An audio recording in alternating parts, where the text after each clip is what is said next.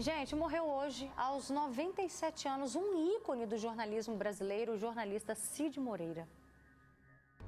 Cid estava internado em um hospital em Petrópolis, no Rio de Janeiro. A causa da morte foi falência múltipla de órgãos depois de um quadro de pneumonia. O jornalista enfrentava problemas nos rins e fazia diálise com frequência. Cid Moreira nasceu em Taubaté e começou a carreira com apenas 15 anos como contador na radiodifusora da cidade. Por causa da voz marcante, do timbre grave, logo chamou a atenção dos donos da rádio e ele foi convidado para ser locutor. Em 1969, Cid Moreira alcançou projeção nacional ao se tornar âncora do Jornal Nacional, programa que apresentou por quase 3 décadas, até 1996. Além de seu trabalho no jornalismo, Cid ficou famoso por narrar a versão em áudio da Bíblia, gravada em 2001.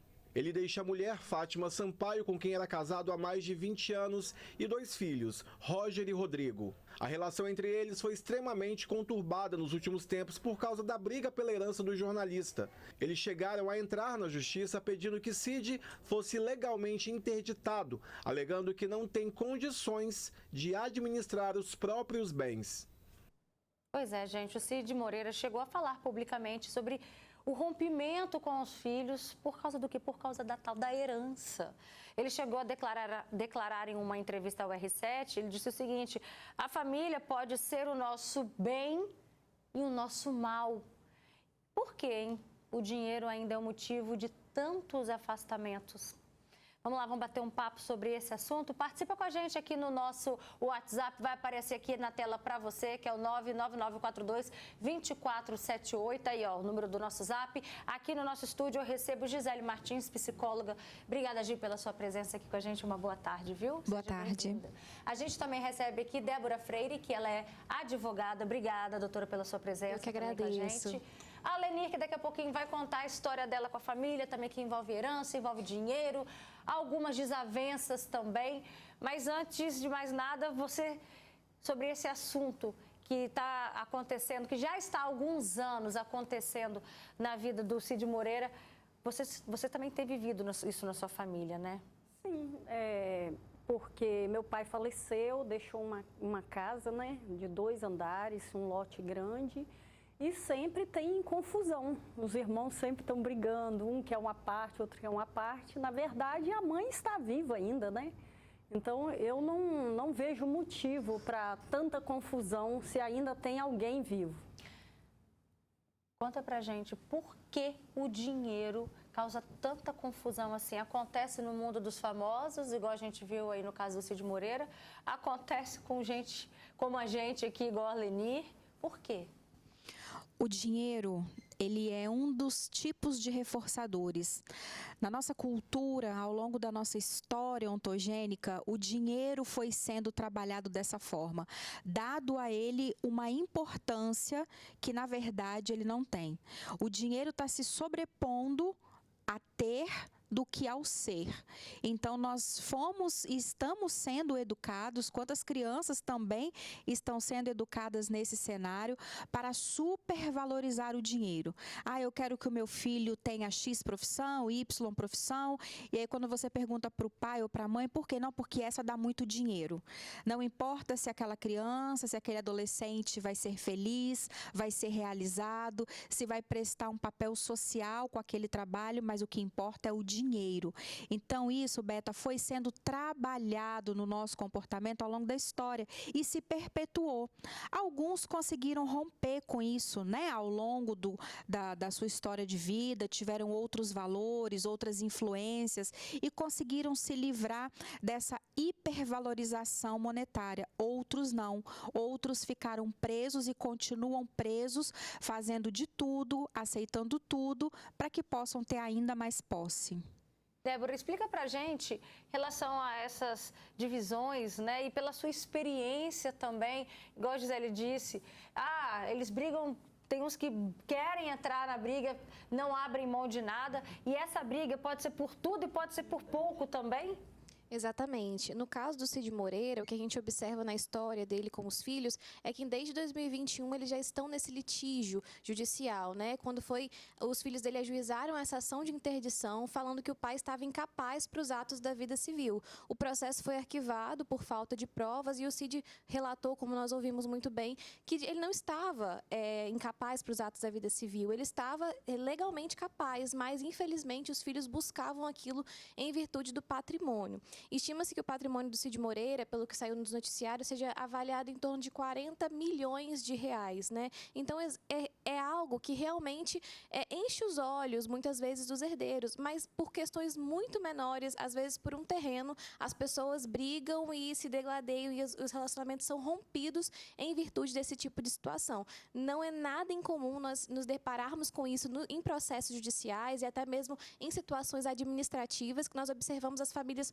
romperem, pessoas que se amaram durante toda a vida, acabarem com o relacionamento justamente por questões de herança, né? Então, isso é muito mais comum do que se imagina. A gente já ouviu histórias aqui no programa que até às vezes por conta de jogo de talher, jogo de prato, jogo de panela, o pano de prato da vovó e do vovô, as pessoas querem dividir tudo certinho e não concordam, né? Sempre tem um que sai insatisfeito na história, né? Exatamente, porque na verdade às vezes a divisão certa para um é errada para o outro. O que o outro quer, os interesses são conflitantes. Então, realmente o céu é o limite quando a gente fala de litígio em questão de herança, porque de fato acontecem diversos, são muitos os motivos. E, infelizmente, o que mais nos entristece é o fato das famílias muitas vezes romperem, né? Gisele, a gente estava até comentando aqui, gente, nos bastidores, imagina, né? 97 anos, uma vida, a gente vê assim, uma pessoa que é muito querida, né? Sempre foi muito querida, todo mundo ouvindo a voz marcante. Só que nesse lado familiar, imagina a tristeza de um pai saber que os filhos estão tentando interditá-lo e o pai ter essa consciência que é por questões financeiras. A consciência do pai, isso mostra que ele estava lúcido e até mesmo a mulher dele afirma que ele morreu totalmente lúcido, morreu bem. Imagina a tristeza desse pai, né? Muito triste, e como nós estamos ouvindo, isso é uma realidade. O Cid ter experienciado essas emoções negativas vindo de onde se menos espera. Porque o que nós esperamos da nossa família? Apoio, porto seguro, um lugar de alívio, um lugar de descanso, um lugar de acolhida. E esse lugar se torna hostil, esse lugar se torna aversivo. Isso traz emoções negativas, isso gera um senso de onde foi que eu errei? O que será que aconteceu com esses meninos? O que será que aconteceu com os meus filhos? Não foi isso que eu ensinei, não foi isso que eu passei, não foram esses valores que a nossa família ensinou. Por que esses filhos estão com esse tipo de pensamento agora? Imagino a tristeza do coração do Cid por estar lúcido e de tantas famílias, né? Tantos pais, tantos patriarcas, matriarcas que passam por esse tipo de situação. O desgosto mesmo, né? A sensação de incapacidade, de incompetência, e começam inclusive a se questionar: será que eu ensinei isso? Será que em algum momento da vida esses valores, essas crianças entenderam errado o que nós tentamos passar enquanto aquilo que é importante na vida? Então isso de fato traz muita tristeza, traz muita desolação, muito desgosto, né? Isso às vezes a gente, no caso do Cid, então, prova, né, que foi antes até mesmo dele morrer. Começaram esses atritos, né? Na sua família, foi o que? Foi depois que o seu pai morreu e ainda assim, achei muito respeitoso da sua parte você dizer que a sua mãe continua viva, né? Isso aí. Ela continua viva e, como a gente observa, né, briga por conta de coisas materiais. Aí eu falei com ela: mãe, vem morar comigo, deixa eles lá e cada um vive do jeito que é para viver, entendeu? Não esquenta com coisas materiais, porque morre e fica tudo aí. E deixa eles brigarem. Como é que a sua mãe se sente, Ela sabendo fica que triste. os filhos estão nessa disputa? Teve uma vez que ela chorou muito, mas aí eu vou sempre conversando: mãe, não chora por conta de coisas materiais, o que vale é a vida. Então, se a senhora quer viver mais com saúde, esquece, deixa eles para lá. E ela faz isso. A minha mãe é uma pessoa muito compreensiva, Uma pessoa, nossa, maravilhosa. Eu acho que nunca vi uma pessoa igual a ela, não. Que bom, e nessa história aqui a gente está falando da mãe realmente, né? A esposa do seu pai, a mãe. No caso do Cid, doutora Débora, a mulher não é a mãe. Quando é um caso assim, de ser, né, uma segunda esposa ou terceira, enfim, outro casamento, essas confusões são mais acentuadas? Com certeza, né? Porque normalmente os filhos eles protegem de certa forma os pais em até determinado momento, não sempre, mas em determinados momentos sim. Mas o que a gente observa é que, de fato, quando não há essa consanguinidade, né? Quando os filhos não são filhos de fato daquela mulher com quem o pai estava até o último momento da vida, esses conflitos são sim muito acentuados. Já chegaram vários comentários aqui pra gente. Tem uma pessoa que diz: boa tarde. Os filhos nunca trabalharam para adquirir nada. Aí, quando os pais lutam para ter algo melhor, os gananciosos querem ter direito a tudo. Tem uma pessoa que diz o seguinte: boa tarde, desde que minha mãe faleceu há 2 anos, nunca mais falei com a minha irmã. Ela se apossou de tudo. E a gente vê que acontecem rompimentos mesmo, Gisele. Como... Aí a pessoa se pergunta, né? Tem gente que fala assim: ah, deixa do jeito que tá. Não, outros tentam passar por cima. Outra tristeza também no caso do Cid, que morreu sem estar falando com os filhos, né? Sem ter contato, vivência ali com os filhos. 97 anos de idade, era para estar celebrando. Nossa, papai está aqui hoje. Tava, né? Mas hoje não pode mais falar dessa maneira, né? Então, a gente vê que os rompimentos acontecem mesmo.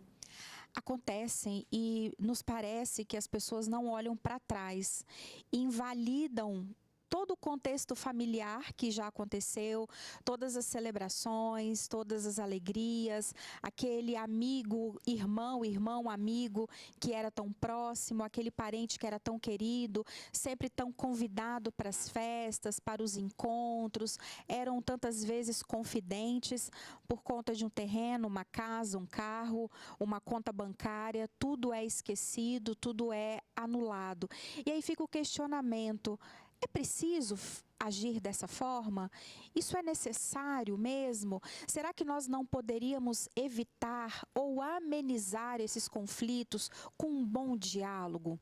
Um bom diálogo, sentar em família, conversar, ouvir o que o outro tem a dizer e, em contrapartida, ser sensível também às considerações dos demais. Eu acredito muito, sabe, Roberta, na força do diálogo, na força da palavra, daquilo que nós podemos expressar dos nossos sentimentos através da fala. Então, esses conflitos poderiam sim, uma grande parte, se não a totalidade, serem sanados com uma boa conversa, ouvir as dores do outro, ouvir as considerações do outro, mas ouvir as suas queixas. Gisele, mas eu fiquei mais tempo cuidando do papai, você estava longe, você nem era presente. Aí o outro vira e fala: mas eu mandava dinheiro. Aí cada um se acha, né, se julga no direito. Isso aí, o mais importante. É assim que acontece também na sua casa? Cada um se julga o mais importante? Sim, é desse modelo. Mas eu creio que os que menos cuida é os que mais quer o bem material. Não posso te colocar no fogo cruzado, hein? Mas acontece isso mesmo na prática? Acontece justamente pelo que a gente está falando.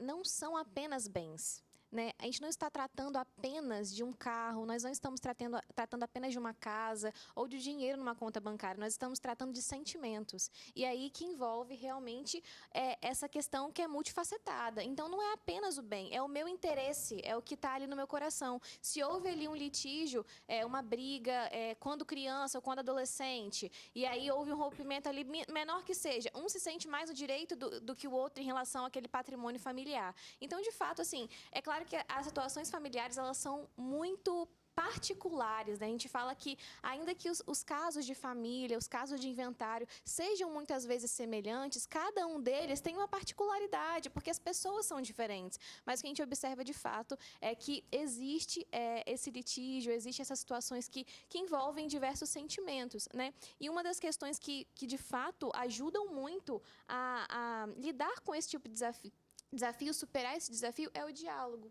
E um planejamento anterior também ao falecimento. Por isso que nós, advogados, tratamos hoje tanto sobre o planejamento patrimonial e sucessório. Porque o diálogo antes do falecimento proporciona e diminui esse tipo de litígio após a morte. É claro que a gente não pode garantir que os litígios não vão existir, porque nem tudo depende de nós. Mas, de fato, diminui bastante com um bom diálogo, com uma boa disposição dos bens, até mesmo disposição dos bens em vida, com doação. Esse tipo de questão diminui bastante litígios que podem vir depois do falecimento daquele patrimonialista, daquela pessoa que é proprietária daqueles bens. E o que chama atenção também é respeitar a vontade dos pais. Tem muita gente que quer contestar, por exemplo, um testamento? Justamente. E uma coisa que a gente tem que mencionar é que, por exemplo, como no caso do Cid, a capacidade civil dele foi questionada. Muitas pessoas acreditam que o fato de uma pessoa ser idosa a torna automaticamente incapaz para os atos da vida civil. E isso não é uma realidade. Não pode ser. A gente está tratando sobre dignidade da pessoa humana. O direito da pessoa de dispor dos bens dela da forma como ela bem entender. Então, se ela quer doar um carro, se ela quer vender um terreno, ela tem total possibilidade de fazer isso, né? E, de fato, eventualmente, um testamento pode ser questionado. Mas o que a gente observa na questão dos testamentos é que, via de regra, o testamento ele deve ser seguido rigorosamente. A única coisa que vai fazer com que um testamento seja anulado, eventualmente, é caso observe-se alguma ilegalidade ali. E essa anulação pode até mesmo ser parcial, porque é o que a gente está falando, dignidade da pessoa humana. As pessoas são dignas e elas devem dispor e administrar o patrimônio delas da forma como elas bem entenderem. Isso é garantia, né? Isso é dar ao ser humano o direito de ser humano. Olha, outros famosos também morreram brigados com os filhos. Imagina só, gente. Que tristeza, hein? Um dos casos mais recentes foi do cantor Naim, em 2019. Naim foi preso por descumprir uma medida protetiva. A filha não foi visitá-lo e rompeu com o pai. Essa era uma grande mágoa de Naim. Por causa da briga, a Noelle foi proibida de ir ao velório do pai. Imagina só, gente, acaba que a pessoa carrega pro resto da vida essa mágoa, né? Não vale a pena. A vida, o amor, as relações, elas transcendem qualquer bem material, qualquer coisa de patrimônio. Nós precisamos, isso é clichê, isso é coisa de filme, isso é coisa de Hollywood. Não, não é. Isso é realidade. Nós precisamos primar pelas nossas relações. Nós precisamos ter todo o cuidado e atenção com as nossas relações. Não estou aqui dizendo e negligenciando que se, um parente tem um bem material que vai nos causar algum tipo de benefício, vai ajudar a nossa vida financeira, ok, mas não é necessário se degladiar e romper com os familiares por conta daquilo. Volto a dizer, vamos conversar. Nós precisamos aprender a conversar. Se a família está em pé de guerra, chama o núcleo familiar ali envolvido. Se puder, chame um advogado para mediar. Se não puder, chame um psicólogo para mediar. Se não puder, chame um outro membro da família de autoridade, um familiar que é notório, que todos gostam, para ajudar ali a fazer essa mediação de conversa. Mas nós precisamos aprender a conversar. Tem mais comentários. Gente, tem muitos comentários, muitos chegando aqui pra gente. Vamos lá. Roberta, boa tarde, estou com um problema desse. No meu caso, com a minha cunhada, meu pai faleceu, deixou uma casa e um terreno. Como meu irmão também morreu e deixou um filho menor, eu quero vender. E ela não. E ainda aluga o imóvel sem a minha permissão. E aí, se esse conflito não é com alguém que ainda é sangue com sangue, aí que dá mais confusão ainda? Exatamente. Infelizmente, é o que a gente observa, né? É por isso que é tão importante, Roberta, a consultoria jurídica, porque procurando um advogado, você tem a possibilidade de encontrar formas de resolução. E eu acredito que é muito fomentado isso ultimamente entre os advogados, a tentativa de conciliação, a tentativa de mediação antes de uma ação judicial, porque não é apenas um bem, não é apenas um processo, são pessoas que estão estão ali envolvidas naquela situação. Então, tentar resolver as questões de forma administrativa, preservando os relacionamentos, é o melhor caminho, de fato, porque as relações não são rompidas, os litígios são resolvidos de forma muito mais rápida, porque hoje nós temos um poder judiciário lotado, abarrotado de processos, não consegue dar vazão a todos eles, não consegue dar decisões que atendam às questões que estão surgindo ali em tempo. Então, é fundamental essa assessoria, né, jurídica, isso sem sombra de dúvidas, fundamental para a família nesse tipo de Acaba que momento. até resolver isso se arrasta e a mágoa, a briga também se arrastam, né? E acontece que muitas vezes esses familiares vão morrendo no curso do processo. Então, a briga que era uma se torna bem maior, porque aí os seus herdeiros se habilitam no processo, então fica aquela bagunça e aí torna muito mais difícil concluir aquela questão que está pendente ali de ser resolvida, né? Olha, vocês duas falaram muito sobre a importância do diálogo. Leli, vocês tentaram isso na sua casa? Funcionou, não funcionou? Sim. Aí, quando nós vimos que tinha mais de duas pessoas brigando, o que nós fizemos? Sentamos, né? Eu, minha mãe, conversamos e procurei um advogado, procurei a defensoria, chamaram eles, sentaram ali na mesa e explicou para eles que não é desse jeito, não é com briga, não é querendo matar e que era para eles aceitar que não era daquele jeito. Então, assinamos um documento, fez um documento lá como um dos meus irmãos estava emprestado, né? Eu não sei falar o jeito, emprestado na casa, que ele não tinha o direito de vender nada, só com a ordem da minha mãe, explicou tudo direitinho e deu tudo certo, graças a Deus. E hoje, melhorou a relação? Não, cada um tomou posse lá, ficou lá, mas pelo menos, assim, brigar, de se matar, não tem mais. Misericórdia, por favor. Hein? Essa briga não tem mais. Tem aqui mais comentários. Roberta, eu tenho uma madrasta, ela tem um filho e ela induziu meu pai a passar tudo para o meu meio-irmão. No começo eu não gostei, mas agora eu não estou nem aí, pois ele não tem mais nada. Acredito que então o pai já deve ter falecido e o irmão torrou. Foi isso? Acho que dá para entender talvez alguma coisa nesse sentido. Eu entendi basicamente.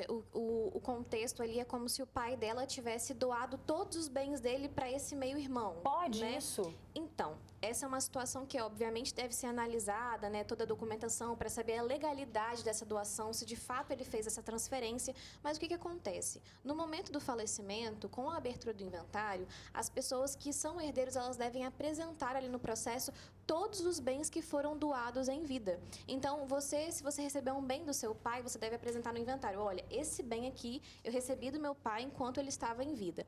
Caso haja a ocultação desse bem e isso seja descoberto posteriormente pelos demais herdeiros, essa pessoa pode perder o direito a esse bem. É o que a gente chama de pena de sonegados. Então, assim, eu preciso apresentar os bens que foram doados para que, de fato, eu não perca o direito a esses bens no momento do inventário. Então, assim, a doação feita em vida, ela é considerada uma antecipação de herança. Então, se eu não equilibro isso com os demais herdeiros, eu coloco os outros em prejuízo. E aí traz, sim, consequências e pode trazer, sim, a perda desse bem. Vou encerrar com esse comentário de uma telespectadora que diz: o certo seria os pais não deixar herança nenhuma, vende tudo, vai gastar o dinheiro viajando. Essa é a verdade, porque o que fica dinheiro e fica briga.